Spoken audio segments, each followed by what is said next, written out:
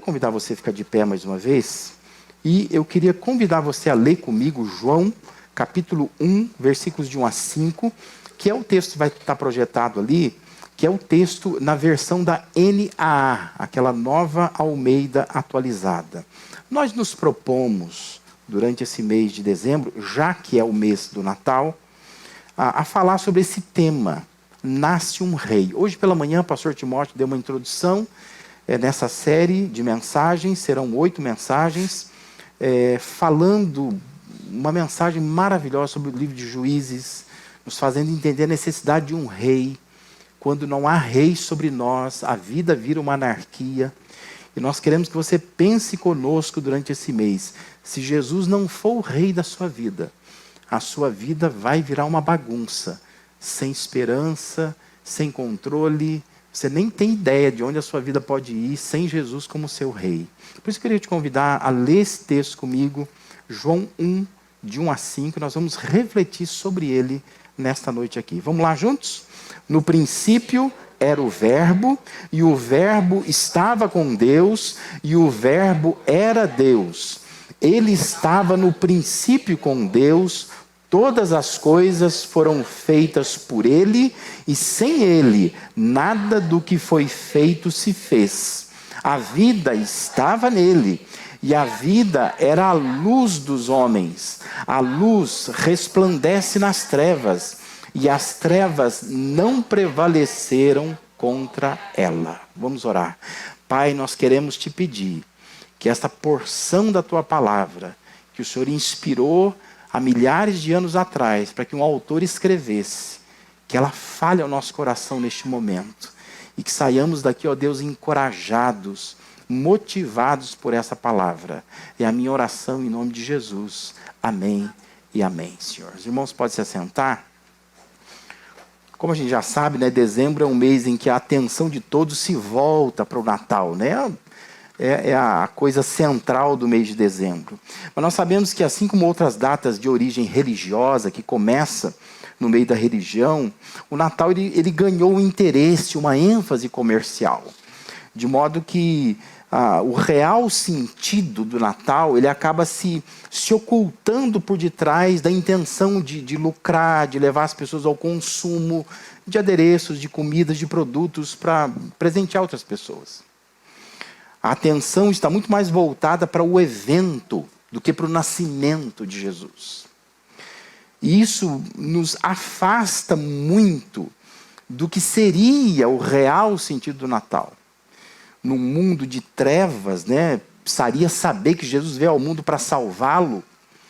A gente acaba ocultando tudo isso atrás de algumas coisas que simplesmente se distraem o povo nessa época de final de ano. Por isso, é importante a igreja insistir nessa reflexão acerca do real sentido do Natal e voltar para as Sagradas Escrituras, tentar entender a Bíblia, a fim de manter a nossa mente atenta ao fato de que o Salvador não pode ser menos importante que uma festa, que uma árvore, que luzes, e nem também ser substituído pela figura do Papai Noel, né? É importante que os pais ensinem isso para as crianças, né? Que Jesus que nasceu, né? Não é o Papai Noel que é importante nessa época. O texto que nós lemos nos desafia a pensar no ponto inicial do Natal. Onde que o Natal começou? Quando a gente lê os outros evangelhos, são 4 evangelhos, não é? Mateus, Marcos, Lucas e João. Quando você lê Mateus, Marcos, Lucas e João, a ênfase nesses evangelhos nos levam a mirar o ponto inicial da vinda de Jesus na manjedoura. Tudo começa na manjedoura, na vida humilde. Mas quando você olha para o evangelho de João, João retrocede para antes da manjedoura. E ele vai dizer que tudo começou no céu. Tudo começou na eternidade.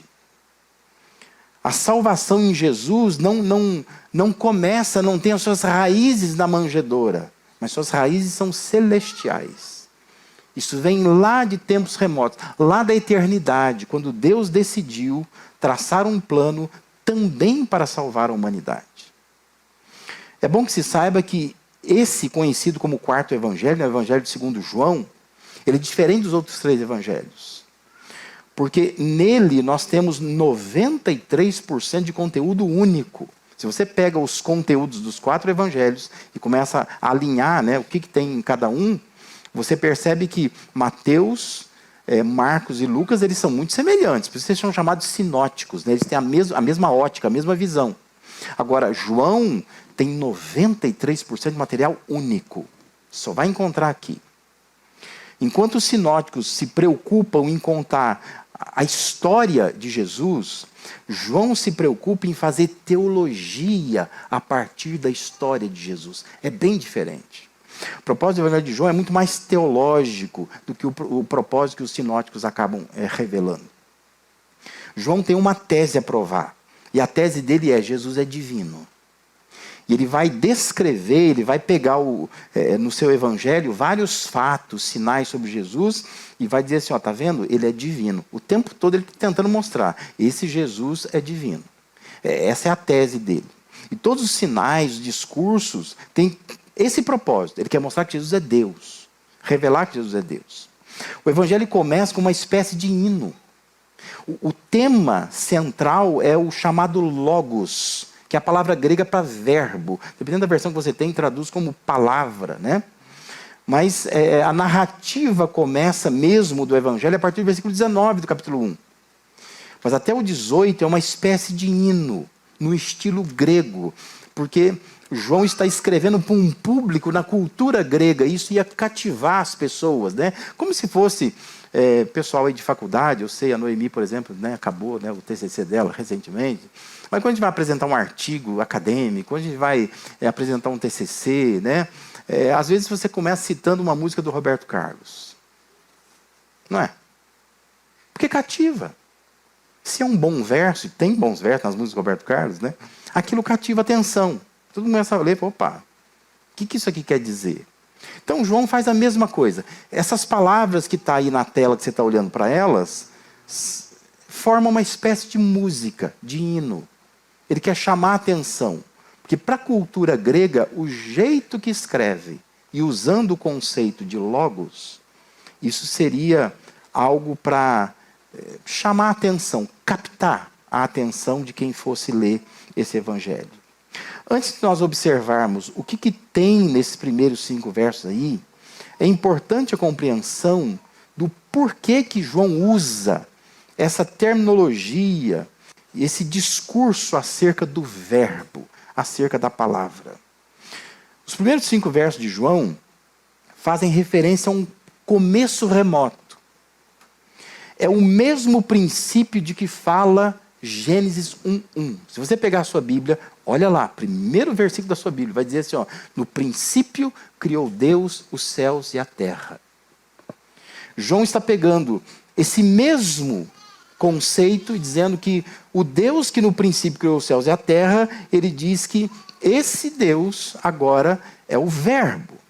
O verbo estava lá, naquele mesmo princípio, ele estava lá desde o princípio. E o refrão que aparece em Gênesis, e disse Deus, haja luz, e disse Deus, faça tal coisa.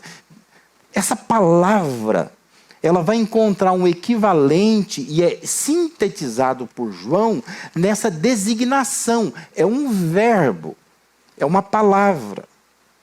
A palavra que criou todas as coisas, que também criou a vida, encontrou expressão no Evangelho de João, numa pessoa em particular, num ser vivente especial, que veio habitar entre nós. É Jesus, o Nazareno, o Emanuel de Deus. Está entendendo? É isso que João está dizendo. Que quando Deus cria lá o mundo e diz, haja luz e houve luz, ele está dizendo, ó, essa palavra que estava no princípio com Deus lá, é esse Jesus que está vindo agora.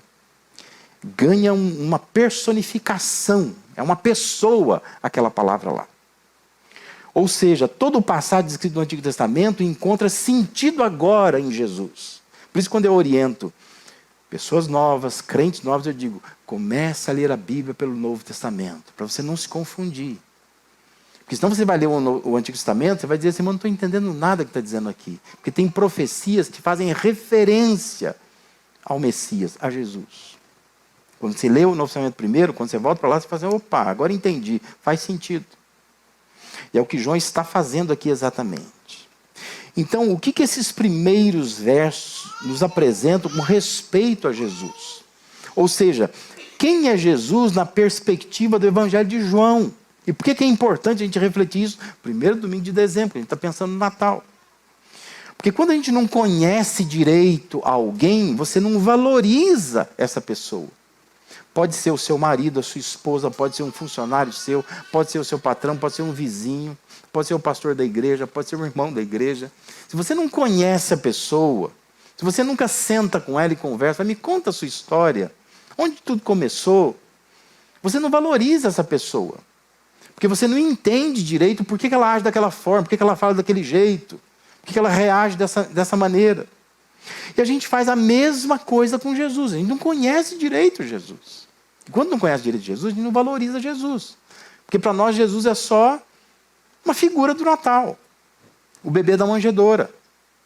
Ou alguém assim que eu digo que eu aceitei e que agora eu dou a minha vida por ele. Como a gente cantou, que eu me entreguei a ele. Ele é o rei da minha vida. Mas tudo isso num aspecto muito religioso. Sem entender exatamente o que é Jesus para nós? Quem é Ele para nós? Então, na perspectiva do Evangelho de João, em primeiro lugar, pelo texto aí, Jesus ele é pré-existente. Ou seja, João começa apresentando a identidade, o RG do Verbo, de Jesus. Qual é o documento dele? Da onde ele vem? O verso 1 diz, no princípio já era o Verbo.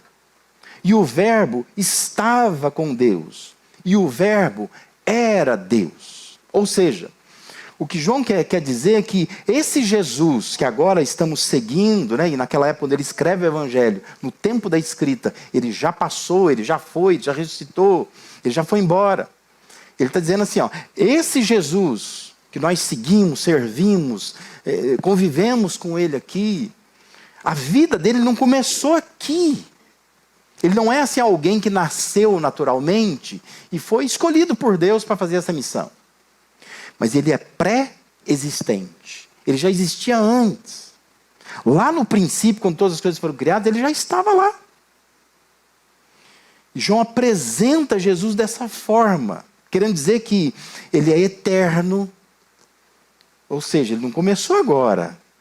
Ele é eterno, ele sempre existiu. Ele é uma pessoa distinta da pessoa de Deus, porque ele diz que o Verbo estava com Deus. Ele é uma pessoa distinta. Ele diz que ele compartilha da mesma essência de Deus, embora sendo uma pessoa distinta, ele era Deus também. E esse é o complicado, né, que a mente humana não consegue captar, que é essa distinção de pessoas sem separação. É um Deus que é a trindade, um Deus que se apresenta como um Deus trino, Deus Pai, o Filho e o Espírito Santo. E João, no meio dessa complexidade, está dando a identidade de Jesus. Dizendo assim, esse aqui é eterno. No princípio, era ele lá. Ele estava com Deus, porque não se confunda as pessoas. Esse aqui é o Filho, ele é o Verbo. Mas ele também era Deus, eles estão da mesma essência. De modo que nessa coisa que só Deus consegue fazer, que a gente não consegue entender, com profundidade, João está dizendo, o Verbo estava lá. Ele é pré-existente. A identidade de Jesus em relação à sua origem, ele veio da eternidade.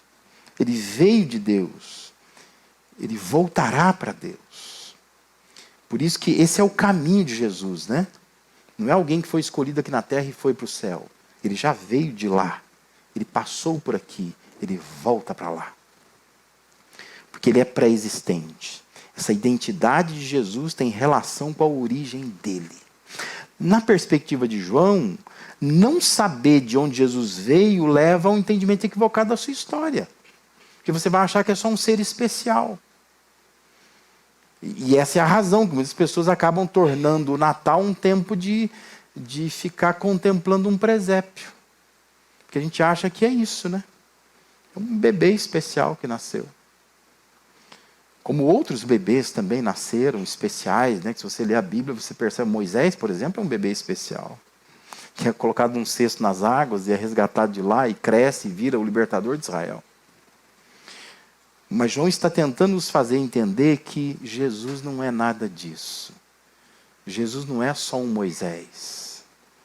Jesus é Deus encarnado. É isso que ele vai dizer no versículo 14. Esse verbo se faz carne, habita entre nós. Nós vimos a sua glória. Glória como só o único filho do Pai tem. Toda essa introdução profunda prepara para a ironia do versículo 10. Porque no verso 10 diz assim: o verbo estava no mundo. O mundo foi feito por intermédio dele. Mas o mundo não conheceu. Não conheceu. Não sabia de quem se tratava. Por isso que faz bem, né, para a nossa consciência humana dizer assim: todos somos filhos de Deus. Faz bem. A gente se sente bem com isso, né? Só que na perspectiva bíblica do Evangelho, nem todos são filhos de Deus. Todos são criados por Deus. Mas os filhos de Deus são aqueles que entendem que Deus enviou o seu Filho ao mundo, pré-existente já. E aqui eles entenderam, é esse Jesus que nós temos que seguir agora. Aí nós nos tornamos filhos de Deus. Lê versículo 12 e 13 do capítulo 1, vai dizer sobre isso. Tem uma frase do John Stott, que diz assim: a maravilha do Natal é que aquele que fez o mundo colocou-se dentro dele. É isso que João está dizendo. O Jesus que veio ao mundo, na verdade, é quem fez o mundo. Ele se enfiou dentro do mundo que ele fez. Jesus é mais que um personagem da história. Ele tem raízes divinas. E João vai mostrar isso com fatos que ele vai relatar no seu evangelho. Tentando nos fazer entender isso. Essa é a maravilha do Natal. É aquele que fez o mundo se colocou dentro do mundo. É com ele que nós estamos lidando. O mundo não o conheceu. Não sei se você já teve algo assim na sua vida, né? De às vezes você trabalhar numa empresa e você está ali trabalhando e você não sabe quem é o dono da empresa. Aí um dia chega um cara lá de camiseta branca, calça jeans e um tênis meio velhinho. E você, não dá a mínima para aquela pessoa. Às vezes a pessoa fala alguma coisa para você, você despreza aquela pessoa. Aí alguém vai lá e diz assim, sabe quem é ele? Ele é o dono disso aqui. Você sabia? Você fica... Nem cumprimentei direito. Nem fiz conta dele. Porque eu não sabia que ele era o dono. Jesus fez a mesma coisa. Ele é o dono de tudo. Mas ele veio numa manjedoura. E esse jeito dele vir ao mundo, não vindo em glória, né? Porque todo mundo veria, mas se enfiando no meio da humanidade, sendo um humano comum, isso fez com que as pessoas o desprezassem. Não entenderam que quem estava ali era o dono de tudo isso aqui. Entenda nessa noite, Jesus é pré-existente. Ele é o dono de tudo. É esse Jesus que a gente celebra no Natal. Não é um bebê na manjedoura, não é um personagem histórico. Mas é alguém que existe antes da fundação do mundo. Veio habitar conosco. Pré-existente. Já era Deus, não se tornou Deus aqui. Já era Deus e veio habitar entre nós. Uma segunda coisa que João diz que Jesus era, na sua perspectiva, ele é poderoso. Versículo 2 e 3 diz que ele estava no princípio com Deus. Todas as coisas foram feitas por ele. Sem ele, nada do que foi feito se fez. João quer mostrar que Jesus teve participação ativa na criação de todas as coisas. Ele é poderoso. Ele não ficou assistindo as coisas. Ele participou daquilo lá. Ele apareceu na terra como um frágil humano. Mas se tratava de um ser muito poderoso. Como bem discorre, Paulo, lá em Filipenses 2, 5-11, é um ser que se esvaziou da sua majestade para se fazer um servo. Ele trocou o trono por um trapo de vida. Ele trocou a coroa por uma cruz. Foi isso que Jesus fez. É alguém que resolveu habitar conosco. Mas se trata de um ser muito poderoso. A forma plural, como a gente olha lá em Gênesis 1, 26, quando diz assim, também disse Deus, façamos o homem à nossa imagem, à nossa semelhança, ganha sentido agora em João. Porque Deus Pai não estava só. João está dizendo que Jesus estava com ele. Sem ele, nada do que foi feito se fez. É por isso que lá Deus dizia assim, façamos o homem. Como façamos? Ele não está sozinho? Não, ele não estava sozinho. É um Deus plural. Pluralidade de Deus. Ele estava presente naquela criação lá. Jesus tem poder. O fato de o verbo, aliás, possuir o poder da criação, coloca Jesus dominando o palco da história. Ele é o rei que nasce. Não é um bebê que nasce na manjedoura, mas é um rei que nasce. Ele vem para reinar, porque ele tem poder para isso. O conteúdo do Evangelho, então, é uma pequena demonstração desse poder que Jesus tem. Por isso que João, lá no final do Evangelho, você lê lá o capítulo 20 de João, versículos 30 e 31, ele vai dizer assim, na verdade, Jesus, diante dos seus discípulos, ele fez muitos outros sinais que não estão escritos neste livro. Aí ele fala assim, estes, porém, foram registrados para que creiais que Jesus é o Cristo, o Filho de Deus, e para que crendo tenhais vida em seu nome. Ou seja, o que nós temos aqui é uma amostra, o que está no Evangelho é uma amostra do que Jesus fez. Ele tem muito mais poder que isso. Estudar o Evangelho de João nos põe em contato com o poder que Jesus teve. Ele tem poder para fazer muita coisa. O Martin Lloyd-Jones, ele afirmou que a encarnação é a maior prova do amor de Deus. Ele veio ao nosso encontro quando não podíamos ir ao encontro dele. Você deve glorificar a Deus por isso. Se você está aqui, se você tem buscado a Deus, buscado a Jesus, é porque na verdade Deus foi no seu encontro. Porque o ser humano, ele é incapaz de ir ao encontro de Deus. Por isso que há constatações bíblicas dizendo, ninguém busca a Deus, não tem um ser sequer que busca a Deus. Se alguém busca a Deus é porque Deus já foi buscá-lo. E o Lloyd Jones fala sobre isso. A encarnação é a maior prova do amor de Deus. Ele veio nos buscar, porque o ser humano não consegue chegar. Deus deu leis, Deus deu regras, Deus deu caminhos. O ser humano não consegue, ele não pratica, ele não caminha naquilo. Jesus vem então buscar. Jesus vindo ao mundo é Deus estendendo a mão para nós, para nos salvar. Poder que ele tem para fazer isso. Por isso o Natal não pode se limitar ao encantamento de um Deus bebê, que é adorado numa manjedoura, mas tem que se estender uma reflexão de que alguém poderoso, que participou lá da criação de todas as coisas, veio salvar o mundo, que a cada dia vai se perdendo cada vez mais em função do pecado, mas esse Jesus, ele veio com poder para salvar as pessoas. Por isso que quando eu e você nos rendemos a Jesus, não se trata do nosso poder de compreensão, de entendimento. E quando você também vai falar para alguém sobre Jesus, não se trata do seu poder de argumentação, que você acha que é assim, não é? Mas na verdade quando alguém se rende a Jesus, se trata do poder de Deus sobre ela. É gente que não entendeu por ela mesma nada. Mas Jesus foi lá e torceu o braço dela, falou, ou você vem, ou eu te quebro. Mas é o amor, a graça de Jesus alcançando uma pessoa. A pessoa às vezes não sabe nem explicar o que aconteceu. Parece um tombo que eu levei. Só sei que a partir daquele dia eu comecei a seguir a Jesus, fui atrás dele, e rendi minha vida a ele, eu só quero as coisas dele agora e acabou. Simplesmente porque se trata do poder. É o poder que Jesus tem para salvar a humanidade. Deus veio ao nosso encontro quando, devido ao pecado que nos dominava, não podíamos ir ao encontro dele. Esse é o sentido do Natal que eu e você precisamos resgatar. E por fim, quem é Jesus na perspectiva do Evangelho de João? Ele é também presente.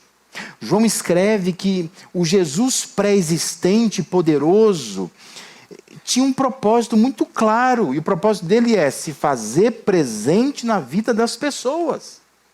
Versículo 4 e 5 dizem assim: a vida estava nele, e a vida era o quê? A luz dos homens.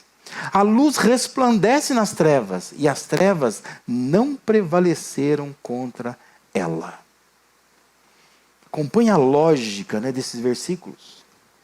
João está dizendo que a vida estava em Jesus. Esta vida que estava em Jesus era a luz dos homens. Luz, ela resplandece nas trevas. Aí ele diz, as trevas não prevalecem contra ela, contra a luz. Jesus é a luz que veio iluminar a vida das pessoas.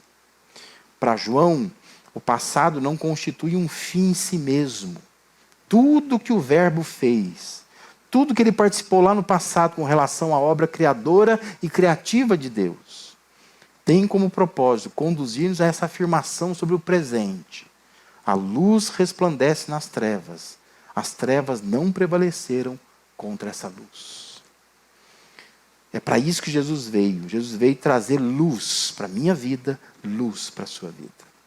Veio clarear as coisas na vida dos homens. O Natal é isso, né? A gente usa muita luz no Natal. Mas deveria pensar que não é só para enfeitar. Mas deveria nos fazer lembrar de que Jesus é a luz do mundo. Ele veio clarear as coisas nas nossas vidas. Às vezes você está no meio de decisões difíceis para serem tomadas, confusões, que você está no final do ano dizendo assim, meu Deus, eu não sei mais o que fazer, para onde eu vou. Jesus é a luz que clareia as coisas na sua vida. O conteúdo do Evangelho de João é composto por 7 sinais, que são destacados como provas da divindade de Jesus. Sabia disso? Você pegar a sua Bíblia lá, você vai acompanhando, são 7, só 7. De tudo que Jesus fez, ele disse, eu vou pegar 7. Transforma água em vinho, num casamento em Caná da Galileia. Outro sinal é a cura do filho do oficial do rei. Outro sinal é a cura de um paralítico lá em Betesda. Outro é a multiplicação dos pães e peixes. Outro é Jesus andando sobre as águas. O sexto é a cura do cego de nascença. E o sétimo é a ressurreição de Lázaro. 7 sinais. E veja como ele é profundamente presente em cada um desses sinais. Ele está num casamento. Se o vinho da festa acaba, ele transforma água em vinho. Olha que coisa. Quem que se preocuparia com esse tipo de coisa? Mas Jesus está presente ali. É isso que ele quer mostrar. Estou presente aqui. Se perder o vinho da festa, eu faço mais vinho, não tem problema não. Se um oficial está em desespero pelo filho que adoeceu, ele cura. Se o sujeito está há 38 anos paralisado diante de um tanque de promessas, ele o faz sair dali imediatamente.